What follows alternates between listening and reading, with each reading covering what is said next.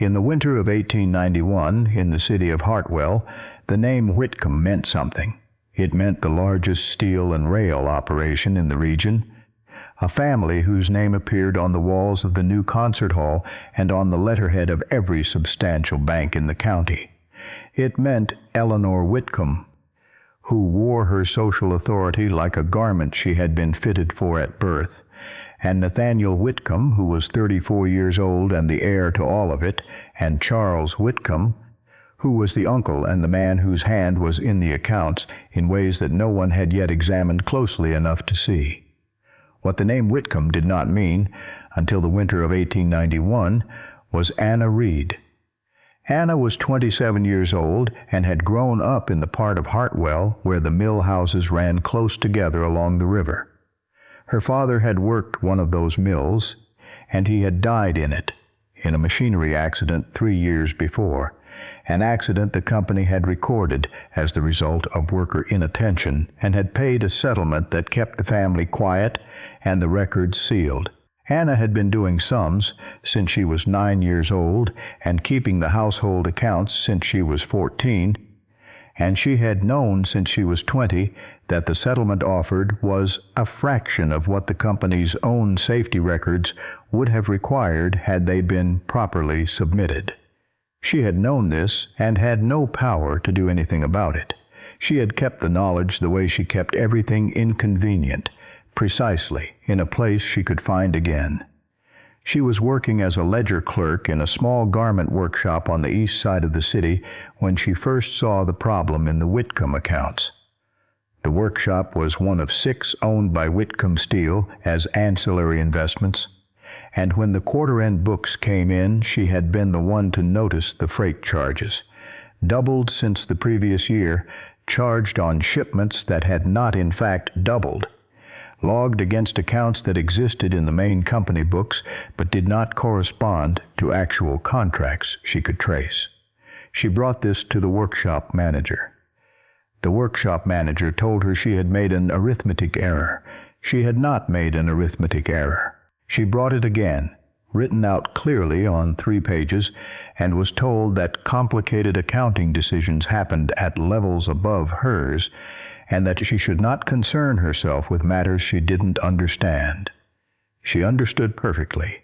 That was the problem. She was in the workshop on a Tuesday in November, going over the quarterly returns when Nathaniel Whitcomb arrived to settle the outstanding loan balance on behalf of the company. He came without announcement, as men who owned things often did, and he expected to sign a piece of paper and leave in 15 minutes. Instead, he found a woman who set 3 pages of neatly organized numbers in front of him and said, without preamble, "The freight charges on these accounts are not what they should be. The discrepancy has been consistent across 4 quarters and is increasing." Nathaniel looked at the pages. Then he looked at her. "Who did you say you were?" he asked. "I didn't," she said. "My name is Anna Reed. I'm the ledger clerk. And you're telling me there's a problem with our accounts." "I'm showing you a problem with your accounts," she said. "There's a difference." He took the pages with him. He said he would look into it. His expression when he said this was the expression of a man who intended to have the pages reviewed by someone with better credentials and forget the encounter. Clara had seen that expression before. She had learned to note it without letting it change what she did next. What she did next was make a copy of the 3 pages and keep it in her room above the print shop where she had lived since her mother died the previous spring. She also kept a copy of the original ledger entries, which she was allowed to reference as part of her work, and she spent several evenings tracing the freight charge discrepancies back through the previous 2 years, which took her to a set of contractor accounts that led to a holding company that led to a personal account she could not yet name. She was careful. She was thorough. She worked without hurry, because she had learned that hurry was how mistakes were made, and mistakes were how people like her lost the only advantage they had, the advantage of being right. Nathaniel came back to the workshop the following week. This was not what men in his position typically did. He sat across the table from her and said that he had looked at the pages and he wanted to understand what she had found, not to argue with it. To understand it, she told him. He asked questions, good questions, the kind that meant he was actually thinking about the answers rather than arranging a response. She answered them. When she finished, he was quiet for a moment, and then he said that he was going to need someone to go through the main company accounts. She said she could do that. He said he was going to need someone who knew what they were looking at. I know what I'm looking at, she said. I have known for 6 months. He met her eyes. Then he said, I believe you. She was not accustomed to being believed without having to prove herself further. It made her careful. They began meeting in the evenings at the company records office, after the regular staff had gone. He made sure she had access to what she needed. She went through the accounts in the systematic way she had learned to go through everything. From the beginning, following each thread to where it ended, noting what she found along the way. She worked without a great deal of conversation. She did not flatter him or perform any of the social shapes she had watched other women perform in rooms like this one. She said what she found when she found it. He brought her tea one evening because she had arrived in the cold without stopping to eat first. He placed it on the table near her elbow without comment. She looked at it for a moment, then at him. Then she picked up her pen and continued working. Later, she divided the remaining biscuits and set half of them on his side of the table, and he ate them without comment either. It was the beginning of something they did not discuss, because discussion would have made it into a different thing than it was. She found what she was looking for in the 3rd week of November. The discrepancy was larger than she had estimated from the workshop accounts, significantly larger, and it led, through a series of carefully obscured holding companies, to a personal account in the name of Charles Whitcomb. There were 4 years of records.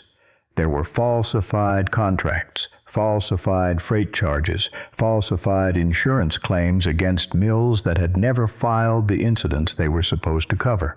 There were also, buried deep in a box of older records from the mill where her father had worked, the original safety filings that the company had claimed were lost in an administrative transfer.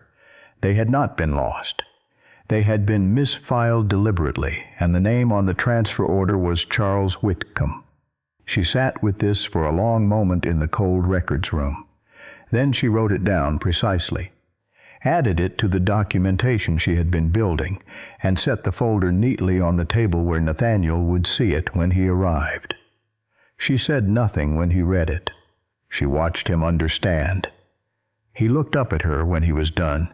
His face had the quality of a man who has just discovered something wrong in the foundation of everything he thought he stood on. "You've known this was about your father?" he said.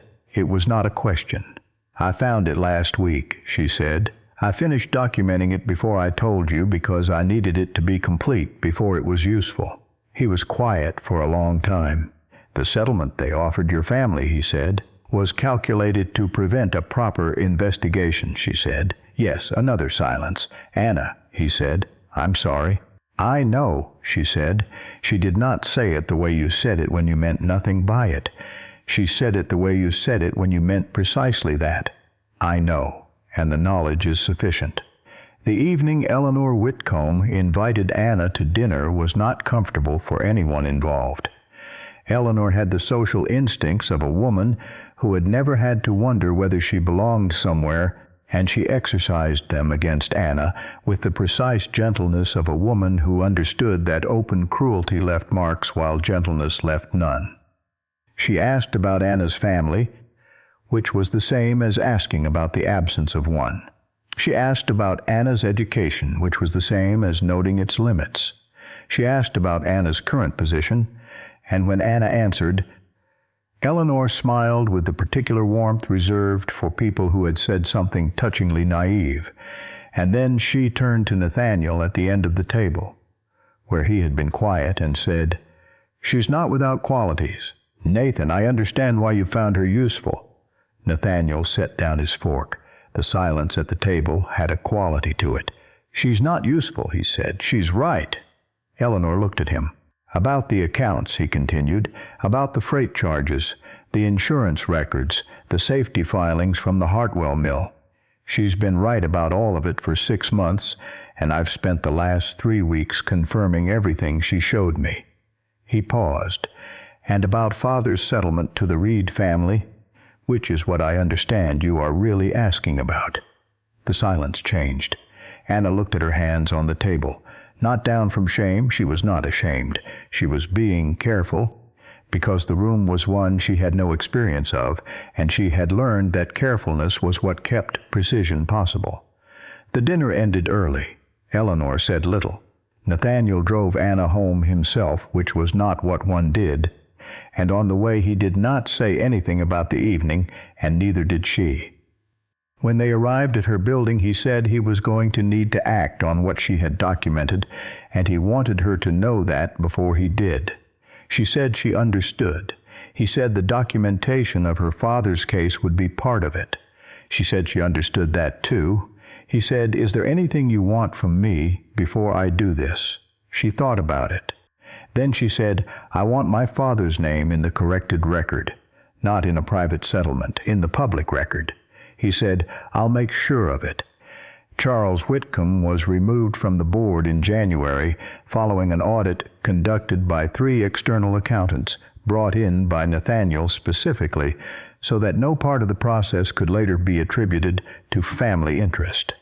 The findings were provided to the relevant municipal authorities, who opened a formal inquiry. It was conducted without drama, in the way that formal inquiries in Hartwell typically were, and the results were what Anna's documentation had shown they would be. At the shareholders' assembly in February, Nathaniel stood before the company's investors and partners and acknowledged that the company had made material errors in its safety reporting practices and that settlements made to affected families had been inadequate. He named the affected parties. He named Anna Reed's father. He also named Anna Reed as the person whose documentation had made the inquiry possible. Eleanor was in the room for this. She did not say anything. Afterward, she found Anna near the door and looked at her for a long moment without the social warmth she had deployed at the dinner table. "I said you weren't without qualities," she said. "Yes," Anna said. "You did." Eleanor looked at her for another moment. Then she said, "Come to dinner on Thursday, without the occasion of me trying to assess you." It was not an apology. It was something, though. Anna thought it might even be the beginning of respect, which was something Eleanor Whitcomb had spent very few dinners offering. What followed was not a story with a tidy conclusion. What followed was the slower work of correcting what needed correction, and building what had been damaged and attending to the ordinary days. Nathaniel took a position at the head of the company. He reorganized the accounting department and established an external review process. He hired Anna as the lead ledger auditor, which was a position that had not existed before, but which was, given what she had done, very obviously one that should. She had her own desk. She had her own ledger codes. She had the particular quiet authority that comes from being exactly right about something that mattered when the people around you were wrong. She did not abuse this. She was simply precise, and she was thorough, and she held the company's books to the standard she had always held them to. Nathaniel appeared in her office doorway with some regularity on matters that were sometimes about the accounts and sometimes not. He did not flatter her or perform the shapes that men performed in rooms like hers. He said what he needed. He listened when she answered. He stayed too long sometimes, which was the beginning of another truth neither of them discussed. They were married in April in a small ceremony that Eleanor attended and did not complain about, which was its own kind of blessing. Nathaniel had wanted the occasion to be public enough that it could not be misread as something private or apologetic. Anna had agreed, because she had stopped allowing her presence anywhere to be an apology. At the reception, A woman who had known Eleanor for 30 years said to her in a tone intended to wound, "She's not quite what one would have expected." Eleanor looked at her. "No," she said, "she's better." The mill on the east side of the city installed new safety equipment in the spring. The insurance records were formally corrected. A plaque was placed on the wall of the records office, noting the names of the workers affected by the reporting failures, and the names included Anna's father, and this time it was not a private settlement, and it was not a sealed record. It was a public acknowledgement in permanent letters on a wall that anyone who worked in that building would pass every day. Anna stood in front of it for a long time the first morning she saw it. She did not say anything out loud. She did not need to. The plaque said what needed saying, and saying it was the only thing that had ever mattered. There is a difference between a record and a settlement.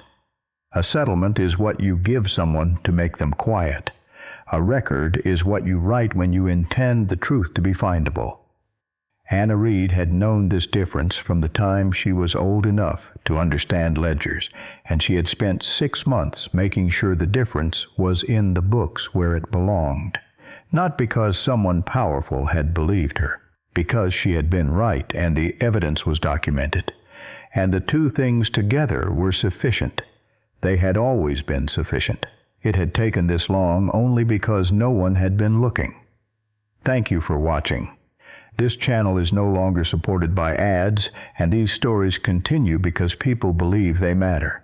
Patreon is a quiet way to support the work with early access, story previews, and small moments of input before each tale is fully told. On screen now is a preview of the Patreon page. If you'd like to support the channel, the invitation is in the first pinned comment down below. I'll see you in the next story. She had been 23 when she first tried to find the safety filings. She had gone to the municipal records office on a Thursday afternoon when the clerk she spoke to most often was on duty, a man who had known her father, who had worked in the same mill for 2 years before moving to city employment. He had looked at the reference numbers she had written down and gone into the back and come out again, and told her the files had been transferred in an administrative reorganization and were not currently accessible. She had asked when they would be accessible. He had said he didn't know. She had come back 4 more times in the following year, each time with the same reference numbers, each time receiving the same answer. On the 5th visit, the regular clerk was absent, and the person covering his window had been new enough to be uncertain about what she was supposed to know, and had gone to look without pretending first. She had come back out and said she couldn't find those particular transfers in the reorganization index and that it was possible they had been misfiled. Anna had written down this conversation in her pocket notebook and gone home and sat with it for 3 evenings before she decided what it meant. Then she had started working on the workshop accounts, because that was where she had access, and she had worked outward from there. 4 years. 4 years from the day she understood the settlement was wrong to the day she sat in the records room and watched Nathaniel Whitcomb read the full documentation. 4 years of doing the work precisely and completely alone, with no promise that anyone would ever be in a position to act on what she found. She thought about this sometimes, about the version of herself that had walked into the workshop 4 years ago with nothing but reference numbers and a conviction. She had known then that the conviction was not sufficient. She had understood from the beginning that conviction without documentation was simply a story someone could tell against you. She had learned this from watching what happened to people who told stories without proof. So she had built the proof, 1 page at a time, 1 evening at a time, on the kitchen table in the room above the print shop, with her careful handwriting and her memory for numbers that had been precise since she was a child copying sums in the school notebook her father had bought her. It had been the right approach. She had not permitted herself to believe otherwise. The week after the shareholders' assembly, Anna received a letter from the municipal records office. It was brief and formal.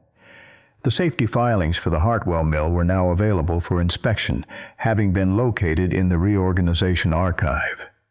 Her access was confirmed for any date convenient to her. She read the letter twice. Then she put it in the folder with the rest of the documentation, precisely dated, and added a note in her own handwriting, received February 14, 1892. Filings confirmed accessible. Records now complete. It was the habit of a life spent in ledgers, recording the thing when it happened, not when it was convenient to record it, and leaving the record clean enough that anyone who needed to find it could. She had one more thing to do before she considered the matter closed. She went to the workshop on the east side of the city, the first one, the one where she had taken the job as ledger clerk 4 years earlier, the one where the manager had told her she had made an arithmetic error. The manager was gone by then. Someone new was there, a younger woman who looked up with the slightly defensive attention of someone not used to visitors who arrived without prior notice. Anna set the corrected freight account summary on the desk. It was the same summary she had presented to the previous manager 4 years ago, now marked with the official findings of the audit. "This is for your records," she said. The woman looked at it. "The discrepancies have been corrected in the main accounts," Anna said. "The workshop records should reflect that." She did not wait for a response. She left. On the way out, she passed the table where she had sat for 3 years, making sums that were precisely right and being told they were wrong. The table was the same table. The ledgers stacked at the end of it were the same size ledgers. Someone else sat at it now, someone young with ink on her fingers and the focused look of a person doing careful work in a room that did not quite see her. Anna did not stop, but she looked. Nathaniel was in the office when she returned. He was at her desk with a letter he wanted her opinion on, which was the way things worked now in the rearranged order of things. He looked up when she came in. "How was it?" he asked. "Complete," she said. He nodded. He understood that complete was the word that mattered, not the others. She hung up her coat and sat at the desk and took the letter he was holding out and read it. Outside the window the city was doing what cities in February do, gray and purposeful and moving. Inside the office the lamp was on because the winter light was thin, and the ledgers were stacked where they belonged, and the accounts were clean, and everything that had needed to be in the record was in the record. She picked up her pen. She began to write. It was, she thought, the only proper way to conclude a thing, not with a declaration, but with the next page of work, done well, in an office where her name was on the door and the books were accurate, and anyone who wanted to know what had happened could find out by looking at the record that she had built with 4 years of evenings, and the particular stubborn patience of a person who has learned that being right is not sufficient unless the proof is clean and the documentation is complete.